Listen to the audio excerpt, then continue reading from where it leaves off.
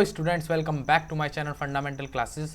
तो आज जो हम पढ़ने वाले हैं वो है solution of system of linear equation using inverse of a matrix. तो मतलब हम इनवर्स के थ्रू अब क्या निकालने वाले हैं, सॉल्यूशन निकाल लेंगे सिस्टम ऑफ इक्वेशंस का। तो देखते हैं क्या चीज़ है ये। तो सबसे पहले तो दो तरह के सिस्टम होते हैं, एक होता है कंसिस्टेंट और दूसरा होता है इनकंसिस्टेंट। ठीक है, अब सबसे पहले मैं आपको एग्जाम्पल के थ्रू समझाता हूँ सॉल्यूशन का मतलब क्या होता है। मान लीजिए एक प्लेन है, ये एक्स वाई प्लेन है। ठीक है, एक्स वाई प्लेन, प्लेन का मतलब समझते होंगे ना आप, ग्राफ, एक्स वाई ग्राफ। ठीक है, तो यहाँ पे एक्स है और यहाँ पे वाई है। ठीक है, अब यहाँ पे दो लाइनें हैं, एक लाइन ऐसे है, एक लाइन ऐसे है। अगर दो लाइन आड़ी तिरछी जा रही होंगी, इसका मतलब ये बात तो पक्की है वो कहीं ना कहीं पूरे प्लेन पे जाकर कहीं ना कहीं मिलने वाली है। तो इस तरह की इक्वेशंस जो ना तो पैरेलल हैं ना ही एक दूसरे को ओवरलैप करती हैं, उस तरह की इक्वेशंस के सॉल्यूशन होते हैं। सॉल्यूशन क्या होता है? Unique solution. यहाँ पे ये कट करेंगे आपस में, मान लीजिए एक ऐसे जा रही है और एक इस तरह से जा रही है, पर एक बात तो पक्की है ना, आगे जाके कहीं ना कहीं मिलने वाली है। आपको यहाँ पे तो लगेगा कि हाँ भाई नहीं मिल रही थी, लेकिन आगे जाके तो मिलेंगी। तो आड़ी तिरछी जाने वाली लाइन वो कहीं ना कहीं आगे जाके मिलती हैं, तो उन्हें कहते हैं एक यूनिक सॉल्यूशन। मतलब इस तरह की जो इक्वेशंस होती हैं उनका जो सॉल्यूशन होता है वो यूनिक होता है।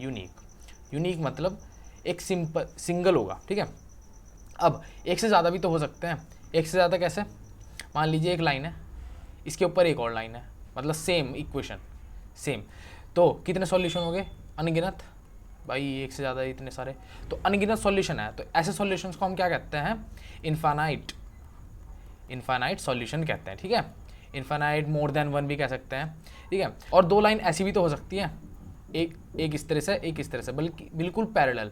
मतलब जो डिस्टेंस है वो बिल्कुल सेम है, चाहे यहाँ नाप लीजिए, चाहे यहाँ नाप लीजिए, चाहे कहीं आगे ले जा करके आप यहाँ पे नाप लीजिए, बिल्कुल डिस्टेंस सेम होगी। तो ऐसी लाइंस को क्या कहते हैं? Parallel lines. और पैरेलल लाइंस है, इसका मतलब कहीं जाके मिलने वाली नहीं है। क्यों? क्योंकि एक दूसरे के बिल्कुल पैरेलल है, सेम डिस्टेंस पे है। अगर डिस्टेंस थोड़ा कम ज़्यादा होता है, जैसे कि यहाँ पे कम होता जा रहा था, तो यहाँ मिलने वाली है पक्की, पर यहाँ पे तो डिस्टेंस बिल्कुल सेम है, बिल्कुल कांस्टेंट। तो ऐसी लाइन पैरेलल होती है और इनका फिर क्या होता है? इनके नो सॉल्यूशन होता है, नो सॉल्यूशन। तो आपको मैं बस यहाँ पे ये बताना चाहता था कि किस तरह के सॉल्यूशन होते हैं। एक यूनिक सॉल्यूशन होता है, एक इनफाइनाइट सॉल्यूशन होता है या मोर देन वन, ये एक होता है नो सॉल्यूशन। नो सॉल्यूशन कब होता है? जब दो लाइंस पैरेलल हो आपस में। इनफाइनाइट या मोर देन वन कब होता है? जब एक दूसरे को ओवरलैप कर रही हो लाइंस। और यूनिक सॉल्यूशन कब होता है? जब आड़ी तिरछी लाइंस हो। इस तरह से आगे जाके कहीं ना कहीं मिलने वाली है। हो सकता है आपको लग रहा हो कि हाँ नहीं मिलेंगी, लेकिन आगे जाके कहीं ना कहीं तो मिलेंगी ना। तो ऐसे होता है यूनिक सॉल्यूशन। अब कंसिस्टेंट की बात करते हैं। कंसिस्टेंट सिस्टम क्या है? A system of equation is said to be consistent if its solution one और मोर एग्जिस्ट। मतलब एक सॉल्यूशन हो यूनिक, या फिर मोर देन वन हो, मतलब इनफाइनाइट। तो इस तरह के सिस्टम को कहते हैं कंसिस्टेंट। कंसिस्टेंट का मतलब क्या है? कि कोई ना कोई सॉल्यूशन तो पक्का होने ही वाला है। कंसिस्टेंट सिस्टम का मतलब क्या है? कि कोई भी सॉल्यूशन नहीं होगा। A system of equation is said to be inconsistent if its solution does not exist. तो अगर सॉल्यूशन एग्जिस्ट नहीं कर रहा है तो इसका मतलब वो क्या है? पैरेलल लाइंस है, उनका कोई सॉल्यूशन नहीं होगा। ये मैंने आपको लाइन के थ्रू समझाया। लेकिन जो हम बात करने वाले हैं वो बात करने वाले हैं थ्री वेरिएबल्स में, एक्स, वाई एंड जेड में। तो इसका मतलब तीन प्लेन होने वाले हैं इस टाइप से, एक x, x dash, y, y dash, और जेड, जेड डैश। इस टाइप के प्लेन होंगे, ये और ये हो गया हमारा ये प्लेन, एक ये प्लेन और ये प्लेन। ये एक्स है, ये वाई है और ये वाला जेड है। तो तीन प्लेन में बात होगी। तो तीन प्लेन में भी यही सेम फंडा है कि भाई एक लाइन होगी, उसमें तीन वेरिएबल्स होंगे, इस टाइप से लिखी होगी, 3x 2y 5z equal to something 8 मान लीजिए, कुछ भी। तो इस तरह की जो इक्वेशन होगी इसे क्या कहेंगे? थ्री वेरिएबल्स में। तो अब देखते हैं नेक्स्ट। सबसे पहले हम मैट्रिक्स में लिखते कैसे हैं। हमारे पास एक इक्वेशन ये थी फर्स्ट, एक सेकंड इक्वेशन ये है और एक थर्ड इक्वेशन ये है। वही a1 x y और z में, और फिर यहाँ d1 लिखा है, ये नंबर है कोई, ये भी नंबर है और ये नंबर है, ये वेरिएबल्स हैं। और ये a1 b1 c1 ये भी नंबर्स हैं। हम क्या करते हैं? ए मैट्रिक्स ये मान ली, ये a1 b1 c1 ये वाली, और एक x मैट्रिक्स मान ली है और एक b मैट्रिक्स मान ली है।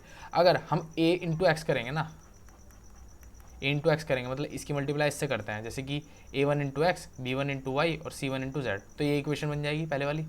ऐसे ही सेकंड बन जाएगी, ऐसे थर्ड बन जाएगी। ठीक है, सेकंड और ये थर्ड। तो इस तरह से हम लिख सकते हैं। फिर ax क्या होगा? ax होता है ये जो बने हुए हैं, ये होता है ax। ठीक है, अब हमें क्या करना है? अगर इनकी मल्टीप्लाई करते हैं तो क्या होगा? ये आ जाएंगे, और इसके इक्वली तो d लिखा है, तो हम इसे इस तरीके से लिख सकते हैं। कहने का मतलब है अगर हमारे पास इक्वेशंस हैं इस टाइप से तो हम इन्हें मैट्रिक्स में लिख सकते हैं इस टाइप से। ठीक है, क्योंकि इसकी ज़रूरत पड़ने वाली है आगे इन्वर्स निकालने के लिए। अब केस फर्स्ट आता है, if A is a non singular matrix then its inverse is exist. Non singular का मतलब क्या है कि उसका जो डिटर्मिनेंट हो वो नॉट इक्वल टू जीरो हो। और मैंने आपको बताया था नॉट इक्वल टू जीरो क्यों होना चाहिए, क्योंकि जो इनवर्स का फॉर्मूला है वो क्या होता है, 1 upon A into adjoint of A, ठीक है। और अगर यहाँ पे नीचे जीरो आ जाता है मतलब 1 अपॉन जीरो होगा तो ये इन्फिनिटी हो जाएगा, मतलब इसका इन्वर्स एग्जिस्ट नहीं करेगा। तो इसलिए अगर नॉट इक्वल टू जीरो होगा तभी इसका इन्वर्स एग्जिस्ट करेगा। तो इसलिए यहाँ पे ये लिखा है अगर ए एक नॉन सिंगुलर मैट्रिक्स है मतलब उसका determinant not equal to zero है तो उसका एक जो इन्वर्स होगा वो एग्जिस्ट कर जाएगा, ठीक है। अब देखते हैं किस तरह एग्जिस्ट कर जाएगा और किस तरह से उसकी इक्वेशन वैल्यू निकलेगी, मतलब एक्स वाई जेड की वैल्यू निकलेगी, ठीक है।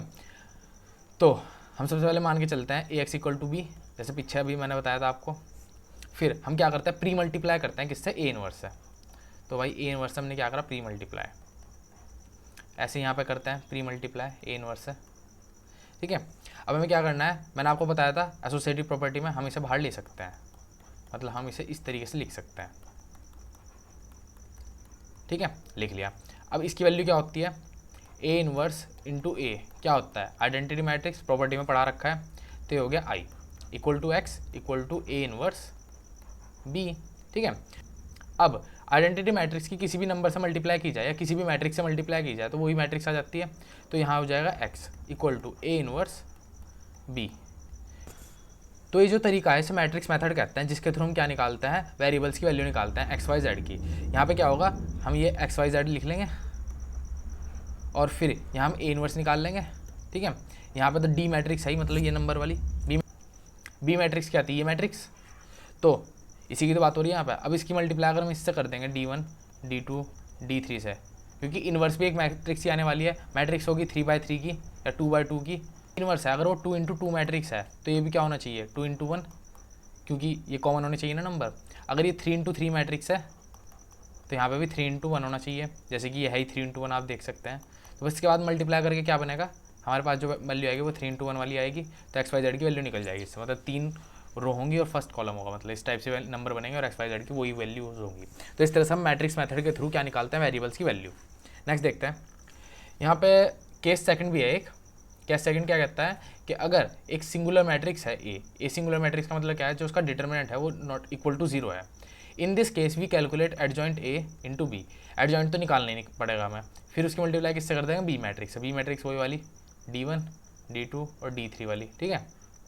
तो if adjoint A into B not equal to zero आ जाता है, मतलब इन दोनों की मल्टीप्लाई करते हैं और एक जीरो मैट्रिक्स आ जाती है, तो सॉल्यूशन जो है वो एग्जिस्ट नहीं करेगा और कंसिस्टेंट सॉल्यूशन आ जाएगा, मतलब जो लाइंस हैं वो पैरेलल हैं, ठीक है। और अगर इक्वल टू जीरो है तो इसका मतलब कंसिस्टेंट हो भी सकता है, इनकंसिस्टेंट भी हो सकता है। इनकंसिस्टेंट का मतलब क्या है, वही पैरेलल होगा, और कंसिस्टेंट में आपको यूनिक वाला तरीका तो ये है, इससे तो यूनिक आने वाला है। यहाँ पे जो कंसिस्टेंट आएगा वो आएगा ये वाला, इन्फाइनेटली मैनी सॉल्यूशन वाला। मैंने आपको बताया था कंसिस्टेंट क्या है, कंसिस्टेंट के अंदर दो पार्ट होता है, एक तो कट करने वाला आपस में, और एक होता है ये एक दूसरे को ओवरलैप करने वाला। तो यहाँ जो होगा या तो ओवरलैप वाला सॉल्यूशन आएगा या नो सॉल्यूशन आएगा, ठीक है। अब एग्जांपल्स कर लेते हैं इसके फटाफट। सबसे पहला एग्जांपल नंबर 27, 2x + 5y = 1 और 3x + 2y = 7, ठीक है। तो हमारे पास ये है, सबसे पहले हम क्या करते हैं, इसे मैट्रिक्स फॉर्म में लिख लेते हैं। मैट्रिक्स फॉर्म इसकी क्या होगी, 2 5 3 और 2, और फिर हम यहाँ क्या लिखेंगे, x और y, और ये हमारे पास 1 और 7, ठीक है। अब हमें क्या करना है, ये है इसका जो इन्वर्स है इसे इधर लेके जाना है, मतलब इसका इन्वर्स बनाना है, उसकी मल्टीप्लाई इससे कर लेनी है, ठीक है। अब इसका इन्वर्स आप देख सकते हैं 2/2 का कितना आसान होता है। तो इन्वर्स का फॉर्मूला देखते हैं, ये मैं इतनी बार लिख चुका हूँ, आपको पक्का याद हो जाना चाहिए अब तो। ये होता है एडजॉइंट इंटू ए, ठीक है। अब इसका एडजॉइंट निकालना तो आसान ही है, और डिटरमिनेंट देख लेते हैं। डिटरमिनेंट है इसका 4 और माइनस के 15, 2 × 2 4 और 3 5 15, एंड यहाँ पे आ जाता है माइनस का 11, ठीक है बच्चों। अब हमें क्या करना है, अब देख सकते हैं नॉट इक्वल टू जीरो है, इसका मतलब इसका इन्वर्स एग्जिस्ट करेगा और इसके जो सॉल्यूशन है एक्स वाई के वो आराम से आने वाले हैं, ठीक है। अब हमें क्या करना है, सिंपल इसका एडजॉइंट निकाल लेते हैं। इसका एडजॉइंट क्या होगा, एडजॉइंट ए मान लेते हैं इसे, ठीक है। तो सबसे पहले तो ये एक्सचेंज करना है, पर एक्सचेंज करने का कुछ फ़ायदा नहीं है क्योंकि 2 2 ही हैं दोनों, बस यहाँ पे माइनस आ जाएगा, ठीक है। अब हमें क्या निकालना है, ए इनवर्स क्या है इसका, 1 अपॉन -11 इंटू 2 - 5 - 3 और 2, ठीक है। अब हमें क्या निकालनी है, ये निकालना है ए एक्स मैट्रिक्स, ये वाली एक्स, तो एक्स मैट्रिक्स क्या होगी, एक्स मैट्रिक्स होगी ये 2 - 5 - 3 एंड 2, ये यहाँ पे 1/11 भी है माइनस का, और यहाँ पे होगा क्या ये 1 and 7। बस अब क्या करना है, सिंपल मल्टीप्लाई तो करनी है इनकी, ये माइनस का 1/11 भारी रखते हैं इसे। अब 2 × 1 2, और ये माइनस का 35, ठीक है, और ये है माइनस का 3, इसकी मल्टीप्लाई इससे और इसकी मल्टीप्लाई इससे आ गया 14। तो हमारे जो आंसर आया वो आया माइनस का 1/11, और ये है क्या माइनस का 33, और ये है 14 माइनस ये 11, ठीक है। अब हमें क्या करना है, अंदर माइनस का 1/11 ले लेते हैं, तो एक्स की वैल्यू क्या हो जाएगी, यहाँ पे तो हो जाएगी ये देखिए माइनस माइनस से कट जाएगा और ये बना 3, और यहाँ पे माइनस जाएगा तो होगा माइनस का 1, जिससे जो एक्स की वैल्यू आई है ये जो है ये एक्स की वैल्यू है, और ये जो है ये वाई की वैल्यू, ठीक है। तो यहाँ पे एक्स की वैल्यू क्या है 3 और वाई की वैल्यू, अब यहाँ पे पुट करके देखते हैं सेटिस्फाई कर रहा है नहीं, तो 2 × 3 + 5 × -1 क्या है 2 3 6 -5 = 1, तो पहली इक्वेशन तो जो है वो सेटिस्फाई कर रही है। नेक्स्ट देखते हैं, नेक्स्ट इक्वेशन क्या है 3 × 3 + 2 × -1, ये क्या है 3 3 = 9 -2, तो ये है 7, तो सेकंड वाली इक्वेशन भी सेटिस्फाई कर रही है। इसका मतलब ये जो एक्स और वाई की वैल्यू है ये बिल्कुल सही है। नेक्स्ट क्वेश्चन देखते हैं, solve the following system of equation by matrix method, ठीक है। अब यहाँ पे 3 वेरिएबल्स हैं, बस यही तो है, तो कर लेते हैं इसे भी मैट्रिक्स मेथड में लिख लेते हैं, ये लिख लेते हैं 3 - 2 और 3, 2 1 और -1, 4 - 3 और 2, फिर यहाँ पे वही x y and z, और यहाँ पे आ जाएगा 8 1 and 4, ठीक है। तो एक बार चेक कर लेते हैं 3 - 2 3, 2 1 -1, 4 - 3 2, ठीक है, बिल्कुल सही है। अब हमें क्या करना है, वही इसका एडजॉइंट निकालना है, फिर उसके थ्रू इन्वर्स निकालेंगे, लेकिन सबसे पहले हम क्या चेक कर लेते हैं इसका इन्वर्स एग्जिस्ट करता भी है नहीं करता है। उसके लिए क्या करेंगे, बस सिंपल वही डिटरमिनेंट निकाल लेते हैं इसका, और डिटरमिनेंट मैं निकालने वाला हूँ इस वाली लाइन से, सेकंड वाली। और यहाँ पे आप ध्यान रखिएगा माइनस होता है, प्लस होता है और माइनस होता है, इन साइंस का बहुत ध्यान रखना पड़ता है। तो हम लिखते हैं -2 × अब ये वाला पार्ट डिलीट, ये वाला पार्ट डिलीट, तो ये 2 2 = -4, और यहाँ आ जाएगा माइनस तो पहले से ही लगा रहूँगा मैं, ये माइनस और ये माइनस का 9, ठीक है। तो एक पार्ट तो ये हो गया हमारा, ध्यान दे लेते हैं एक बार, -4 और ये माइनस का 9, ठीक है बिल्कुल। इसके बाद हम देखते हैं ये प्लस का 1 आएगा, ठीक है, प्लस का 1 क्यों, क्योंकि ये प्लस का 1 है। इसके बाद ये वाला पार्ट डिलीट, ये वाला पार्ट डिलीट, तो 2 3 = 6 एंड ये तो 6 - 12, इसके बाद माइनस प्लस का 1 बन जाएगा, क्यों, क्योंकि ये तो माइनस का 1 है ही और माइनस बाहर था, तो प्लस का 1 हो गया। इसके बाद हमें क्या करना है, सिंपल ये वाला पार्ट डिलीट, ये वाला पार्ट 3, ये माइनस का 9 हो जाएगा, और ये क्या हो जाएगा माइनस का 8, लेकिन माइनस पहले से ही तो प्लस का 8। मैंने क्या किया माइनस का 9 और ये माइनस पहले से लगाना था, और 2 माइनस का 8 आता, लेकिन यहाँ माइनस था तो प्लस का 8 आ गया। इसके बाद माइनस का 2 यहाँ रहेगा, उसके बाद हमें क्या करना है माइनस का 4 प्लस का 9, और ये हो जाएगा 6 माइनस का 6, और ये हो जाएगा माइनस का 1, और ये क्या हो जाएगा 9 - 4 5 एंड 5 × 2 10, वो भी माइनस का 10, और ये हो जाएगा माइनस का 7, तो ये हो गया माइनस का 17। और आप देख सकते हैं ये क्या है नॉट इक्वल टू 0, इसका मतलब इसका जो डिटर्मिनेंट है वो नॉट इक्वल टू 0 आ रहा है, और इसका जो इन्वर्स है वो एग्जिस्ट करता है। अब हमें क्या निकालना है, सबसे पहले तो हम निकालते हैं एक कोफैक्टर वाली मैट्रिक्स, उसके थ्रू हम एडजॉइंट निकालने वाले हैं, ठीक है। तो कोफैक्टर वाली मैट्रिक्स देख लेते हैं, और सबसे पहले एक एक नंबर चेक करना पड़ेगा इसमें। तो 3 वाले का देख लेते हैं, 3 वाले का क्या होगा, 3 वाले का अगर हम डिलीट करते हैं तो ये हो जाएगा 2 1 = 2, और ये हो जाएगा प्लस का 3, 2 और माइनस का 3, क्योंकि यहाँ पे भी माइनस और यहाँ पे भी माइनस है, तो दोनों प्लस बन जाएंगे, और ये आ जाएगा माइनस का 1, ठीक है। इसके बाद देखते हैं -2 का, बस इसमें यही प्रॉब्लम है, एक एक नंबर का चेक करना पड़ता है 3/3 में, क्योंकि सबसे हार्डेस्ट पार्ट है ये एडजॉइंट निकालना इसका, बाकी इन्वर्स निकालना तो ईजी है। तो देखते हैं -2, तो हो जाएगा 2 × 2 4, और ये माइनस का 4, लेकिन ये हो जाएगा प्लस का 8।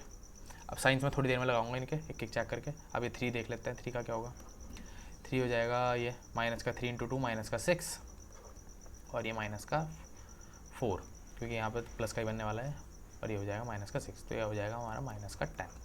इसके बाद देखते हैं 2 का, 2 अच्छा 2 का तो सेम ही होगा, 2 का क्या हो जाएगा 5, दोबारा चेक कर लेते हैं, ये माइनस का 4 है प्लस का 9, तो ये क्या हो जाएगा 9 - 4 5, तो 2 का तो 5 ही है।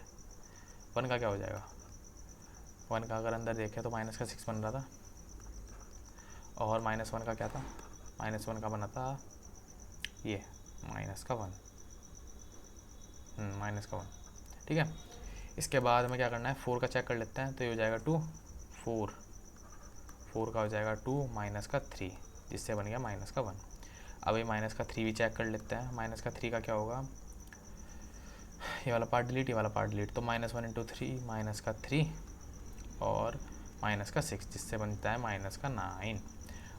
और नेक्स्ट जो है स्टेप वो क्या है, बस 2 का रह गया, 3 माइनस 4, जिससे जिसका आंसर बन जाएगा वो क्या बन जाएगा, 7। ठीक है, तो अब हमें क्या करना है, सबसे पहले कोफैक्ट नहीं, सबसे पहले साइंस भी तो लगाना है, तो ये तो प्लस ही रहने वाला है, ये माइनस आ जाएगा, बस ये प्लस रहेगा और ये माइनस आ जाएगा, ये प्लस सेम रहेगा, ये प्लस बन जाएगा क्योंकि यहाँ माइनस होना चाहिए था, और ये माइनस ही रहेगा, और ये माइनस है तो ये प्लस बन जाएगा, और ये प्लस ही रहेगा। तो इसकी कोफैक्टर वाली अगर मैं मैट्रिक्स लिखता हूँ वो बनेगी 1 -8 माइनस का 10। ठीक है, और ये बनेगी माइनस का 5 -6 एंड 1, और ये बनेगी -1 9 एंड 7। ये है कोफैक्टर वाली मैट्रिक्स। अब एडजॉइंट लिखते हैं इसका, एडजॉइंट जो हो जाएगा इसका वो हो जाएगा -1 -5 -1 -8 -6 9 -10 1 एंड 7, ये होगा इसका एडजॉइंट। ठीक है, अगर इसका इन्वर्स लिखते हैं तो इन्वर्स क्या हो जाएगा इसका, ए इन्वर्स बस कुछ नहीं, 1/-17 मतलब 17, ये हटा दीजिए और ये पूरी मैट्रिक्स आ जाएगी। ठीक है, क्योंकि हो जाएगी -1 -5 माइनस का 1 -8 -6 9 एंड -10 1 एंड 7। ठीक है, ओके। अब हमें क्या करना है, अब हमें निकालना है, बस मल्टीप्लाई करनी है इसकी बी मैट्रिक्स से जो कि 8 1 4 वाली है। ठीक है, तो अब हम लिखते हैं क्या, ये वाला जो पार्ट है ये आप देख सकते हैं, ये वाला पार्ट ये मैं छोड़ रहा हूँ अभी, इसकी लास्ट में मल्टीप्लाई कर देंगे। अभी ये वाला पार्ट ले लेते हैं सिर्फ, जो कि है -1 -5 -1 -8 -6 9 एंड -10 1 एंड 7। इसकी मल्टीप्लाई मुझे किससे करनी है, इस वाले पार्ट से जो कि है 8 1 एंड 4। तो करते हैं चलो, तो माइनस का 8, इसकी मल्टीप्लाई इससे माइनस का 8, फिर माइनस का 5 आ जाएगा और फिर माइनस का 4 आ जाएगा। ठीक है, ऐसे ही -8 इंटू दिस माइनस का 64, यह आ जाएगा माइनस का 6 और ये जाएगा 9 4 36। इसके बाद ये माइनस का 80 प्लस का 1 और 7 4 28। तो इसके बाद जो इसका आंसर बनेगा वो क्या बनेगा, -8 -4 ये, तो माइनस का 17, 8 4 12 एंड 7 17 एंड ये क्या हो जाएगा 64 एंड 6 70 में से 36 के बना कितना 34, वो भी कितने का माइनस का 34, और ये आ जाएगा 80 और ये मतलब 29 और ये माइनस का 51। ठीक है, अब हमें क्या करना है, ये मैंने क्या करा था, ये जो है ये जो पार्ट है ये है A इन्वर्स इंटू बी। ठीक है, अब हमें निकालना है x क्या हो जाएगा माइनस के 1/17 इंटू -17 -34 माइनस के 51। आप देख सकते हैं कितने अच्छे नंबर दिए इन्होंने, इस सम डायरेक्ट क्या हो जाएगा, डिवाइड हो जाएगा, माइनस तो अंदर है ही सब में, तो माइनस तो रह ही जाएगा, बस आंसर जो आ जाएगा वो आ जाएगा 1 2 एंड 3। ठीक है, तो हमारे जो आंसर आए हैं x मतलब ये जो वैल्यू है ये x की है, ये जो वैल्यू है y की है, ये जो वैल्यू है z की है। ठीक है, अब हम क्या करना है, इसका मतलब जो वैल्यूज़ है इसका मतलब क्या है कि ये जो लाइंस हैं ये तीनों लाइन ये किसी ग्राफ में जहाँ पे 1 2 और 3 एक साथ कट रहे होंगे उस पर तीनों लाइन एक साथ कट रही होंगी। ठीक है, अब एक बार चेक भी कर लेते हैं सही है भी नहीं है।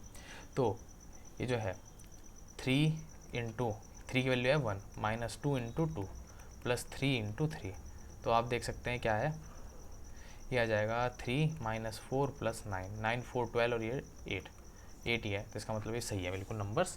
नेक्स्ट क्वेश्चन देखते हैं।